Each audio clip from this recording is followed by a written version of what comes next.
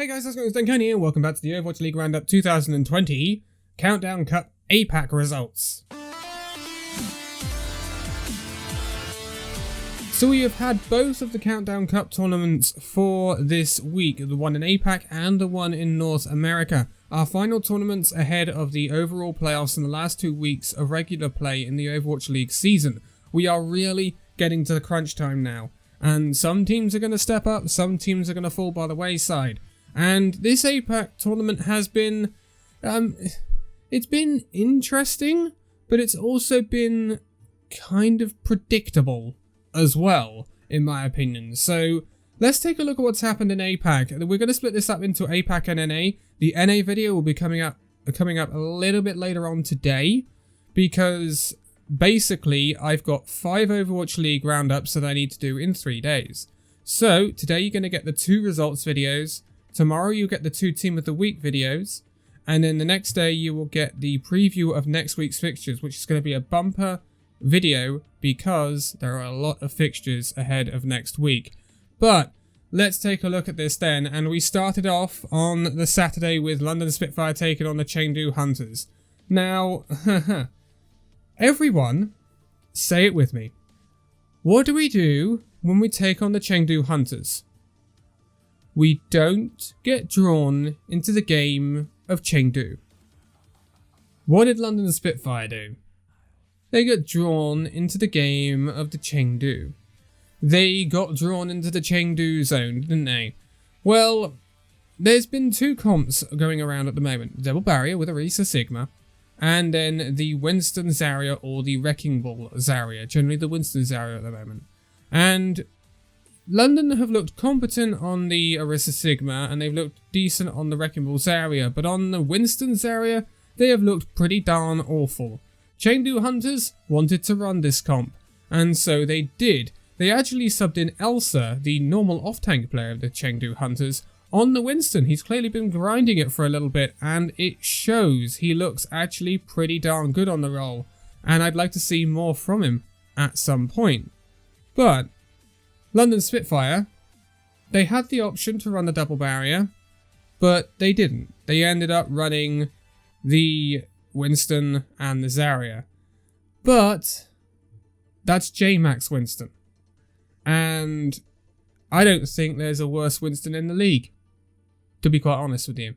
This is a 3-0 win for the Chengdu Hunters. London Spitfire did not. They just weren't able to compete with the Chengdu Hunters in a mirror matchup. Jinmu is too good on this Genji. The tank battle was not a battle, it was a slaughter, even when there was an off-tank in the role, which is pretty darn embarrassing, J-Mac. And Bernard, he's not going to outdo Late Young on the Zarya. Late Young is a really good Zarya. The supports for Chengdu have been really good this week. And Chengdu Hunters, this makes it 4 matches unbeaten. London Spitfire, this is starting to look really bad. This looked like a team that was making progress a couple of weeks ago, but now it looks like a team that is going backwards. It really, really does, and I think that's mainly down to this comp that they're trying to run with this Winston Zarya. You cannot play Winston, especially not J-Mac on the Winston. You just can't. It's not working.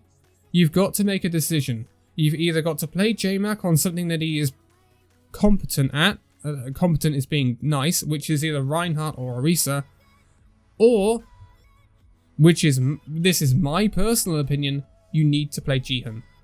Because when you play Jihan on the Orisa, you 3-0'd the Hangzhou Spark. When you played Jihan on the Wrecking Ball with the Zarya, you got a very, very close match against the Shanghai Dragons, which went to 5 maps. So, I think there's a clear win condition for London Spitfire here, or a clear improvement condition. It just depends whether they do it or not, and I don't think they are. I think it's going to be a very rough end to the season for London Spitfire, especially with 3 matches coming up next week, 2 of them against Seoul Dynasty, and 1 of them against the Shanghai Dragons. But, moving on, and after this we saw the Seoul Dynasty taking on the Hangzhou Spark. This is a really close match, and it's an odd match, because it isn't a close match as in every map was close, it was a ping-pong between the teams, because it wasn't. The first 2 maps for Seoul Dynasty were really, really, really good. Seoul looked like they were going to 3-0 the Hangzhou Spark, to be quite honest with you. They looked like they had that cutting edge that we normally see from Seoul in these tournaments, but don't see in the regular season at all. And after half time, it just goes real south. We see Tuyu, the new off-tank for the Seoul Dynasty, and he looked pretty good to start off with, but then it kind of went downhill, and by map 5, he didn't look that great up against QOQ. Hangzhou Spark do get the 3-2 victory in the end though. Very, very great comeback from the Hangzhou Spark, and I tell you what, I am incredibly impressed with Architect this week. He's really back to form after a wobbly, we could say 3-4 weeks since he came into the Hangzhou Spark. He's really hitting form. He looked really, really good. No matter whether he was on the Genji, on the Tracer, he's a very, very versatile player, and it shows. Hangzhou Spark have really picked up a great player. San Francisco Shot were maybe a little bit stupid to let him go. This was a good win for the Hangzhou Spark. Seoul Dynasty, winless in 4 now. No wins in the regular season and lost this match as well. I'm sure they're hoping to return to winning ways against the London Spitfire next week. But in the last quarterfinal, we saw New York Excelsior taking on the Guangzhou Charge. This is a matchup we've seen fairly regularly recently, actually. And Guangzhou used to win it in a tight fashion. Then New York came in and actually pummeled them last week. So was it last week or was it the week before? Anyway, they pummeled them the last time they were found each other. And this is a really close match. But what I'm impressed with New York in this match is they had that cutting edge to get a 3-2 victory. Very often we talk about New York Excelsior and their ability to choke in matches, shall we say. But this was not that. This is New York Excelsior getting a map 5 win against a very good Guangzhou Charge side. I think Guangzhou Charge will start to suffer if they have to flex Krong off of the Sigma, which we are seeing more lately. Krong moving over to the Zarya. We definitely know how good Krong is on that Sigma, but on the Zarya, on the Diva, he's good, but he's not standout like he is on the Sigma. When he's on the Sigma, you can say he's one of the best Sigmas in the league. Can you say that about his Zarya, about his Diva? Could he keep up with the likes of Void and Choi Hyobin, maybe Fury? I don't think he can. So I think that's a little bit of a weakness in Krong that's now starting to show up for the Guangzhou Charge. Now the meta is starting to shift slightly. The DPS, pretty good as always. And yeah, I mean, this is the final match we will see from Guangzhou Charge this season.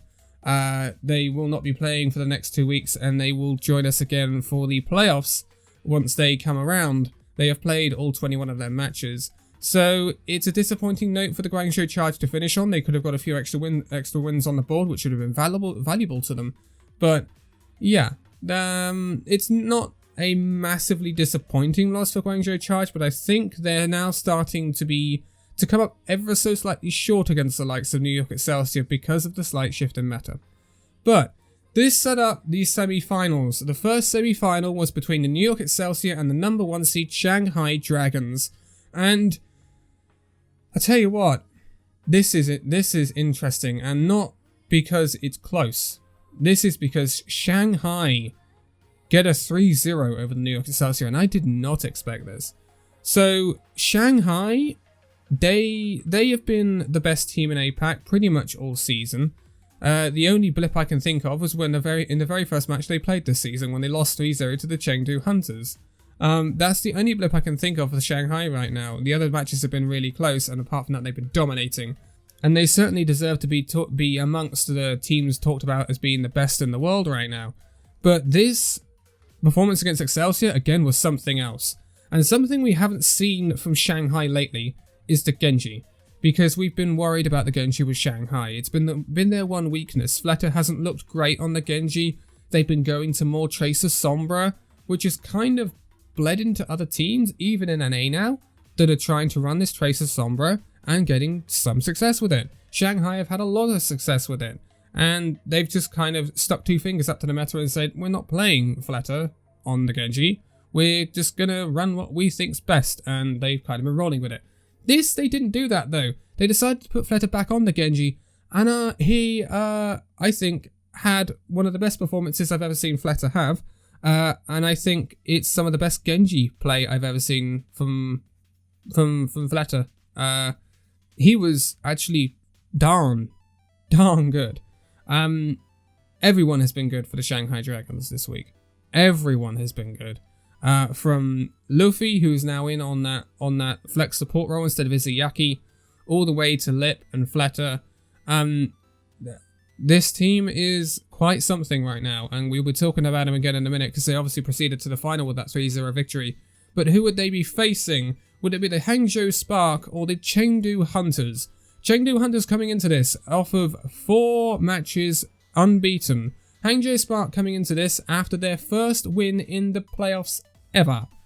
That's actually their first map wins in the playoffs ever as well against Seoul Dynasty. So, 2 teams with a lot to prove. And this is a case of, will Hangzhou Spark bow down to what Chengdu want to do? And they don't.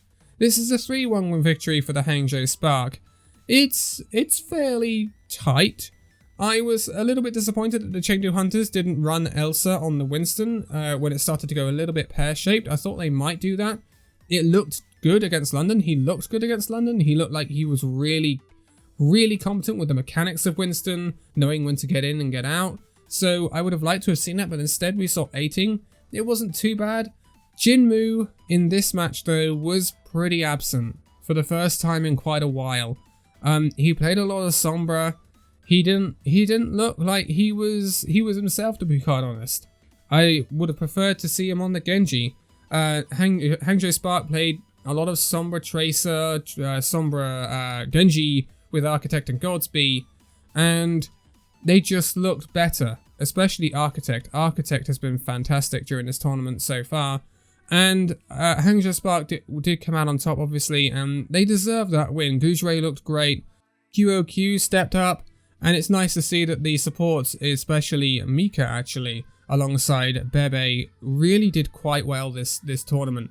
As for Chengdu Hunters, it's been a massively fantastic run for them. No one expected them to be second seed in this Countdown Cup tournament. No one expected them to go 3-0 during July. It's been a fantastic run for the Chengdu Hunters. I think the slight meta shift is now going to start to punish them, especially with Genji nerfs coming through probably after this tournament.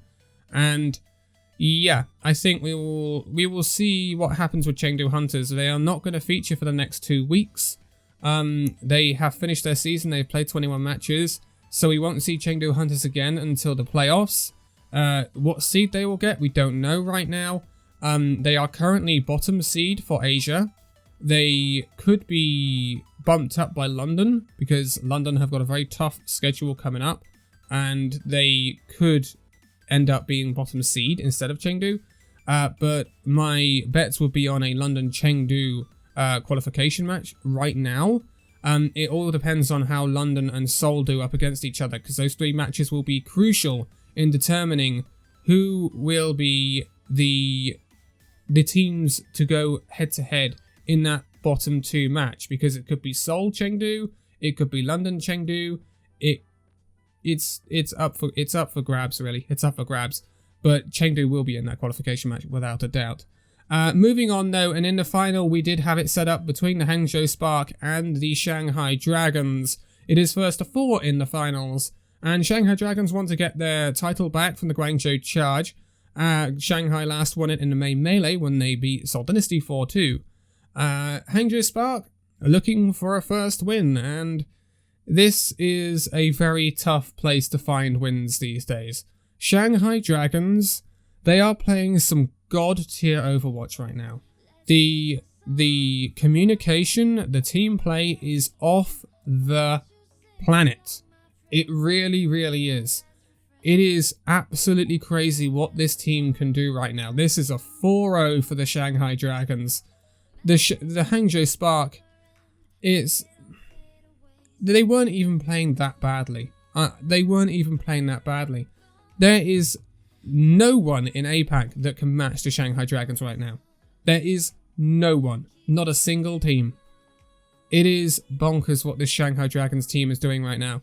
And from what I've seen this weekend from Shanghai Dragons, I don't know whether there's a team in North America that can match what this team is doing right now. I have not seen a team in North America with the team play, communication, adaptation, and pure mechanical skill that Shanghai have got all in one package. What Moon and J-Feel are doing at Shanghai Dragons with this roster is absolutely balmy, and they have to go into the playoffs unless something goes drastically wrong. They have to go into the playoffs as #1 seed. As the favorite. I don't see any way around it. And to be quite honest, from what I've seen from the other teams in APAC, I don't think they can get to the level that Philadelphia Fusion and like San Francisco Shock and Paris Eternal are at in NA, if I could spit it out. So yeah, that's kind of the way I'm looking at it right now. Shanghai, this is some absolutely crazy Overwatch we're seeing from this team right now. And that's there is not much to say. Hangzhou Spark, it's been a great run. That's 2 wins on the board they get as well. So that's great. That really puts them in a great position for seeding. But you went up against Shanghai. That's all there is to say. Shanghai did not drop a map during this Countdown Cup. That's all we need to say. I think was the last time Shanghai dropped a map was against London in the regular season when they went 3-2. I actually don't know. But yeah, Shanghai are the Countdown Cup champions for the APAC region. A little bit later on today, we'll take a look at the North America region, which was mighty interesting. And we will see if we can have a double champion in that region, or whether we will get someone new when we take a look at that a little bit later on. We will also take a look at the standings in that video. I'm not going to do it in this one right now. But for now, thank you guys so much for watching this video. If you liked it, give it a like, subscribe if you're new, and I'll see you in the next video. See you then.